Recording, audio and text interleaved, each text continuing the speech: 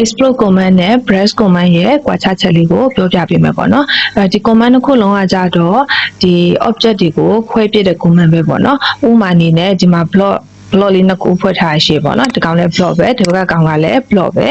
ဒီဘက်ကတစ်ခုကို explode ခွဲပြမယ်နော် explode command ခေါ်မယ် x enter ပြီးရင် select မှတ်ပြီးတော့ enter ခေါက်လိုက်မယ်ဒါဆိုရင် rectangle တက်အတွင်းဘက်က hash ကတက်ဖြစ်သွားပြီပေါ့နော်အဲ့တော့ explode ကိုတစ်ခေါက်တည်းမဟုတ်ဘူးနှစ်ခေါက်သုံးခေါက်ခွဲပေးရမယ်အခြေအနေမျိုးပေါ့နော်အဲ့တော့ x enter ဆိုပြီး explode ထပ်ခေါ်တယ်ပြီးရင်ထပ်ခွဲလိုက်တယ် enter ခေါက်တယ်အဲ့တော့ဘာဖြစ်သွားလဲဆိုတော့ဒီအထဲထဲကဒီ hash button တွေကဒီလိုတစချင်းစီဖြစ်သွားတယ်ပေါ့နော်အဲ့ဒါကကြတော့ explode နဲ့ခွဲတာနောက်တစ်ခုက brush command နဲ့ခွဲပြမယ် brust brush command ခေါ်မယ်ပြီးခုနလိုပဲ select မှတ်ပြီးတော့ enter ခေါက်လိုက်မယ်ဒါဆိုရင် rectangle ကတက်ဒီအတွင်းဘက်က hash button ကတက်ဖြစ်သွားပြီသူလည်းအဲ့လိုပဲနှစ်ခါလောက်ခွဲကြည့်လိုက်မယ်ပေါ့နော် brust brush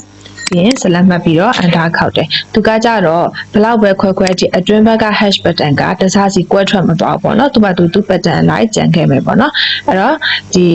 explode ကကြတော့ဒီလိုတစားစီ hash button တွေကတစားစီဖြစ်သွားတယ် brush ကကြတော့ဒီအတွင်းဘက်က hash button ကသူ့ရဲ့မူလအတိုင်းပဲပေါ့နော်ဘလောက်ပဲခွဲသူ့မူလအတိုင်းပဲကြံခဲ့မယ်ပေါ့နော်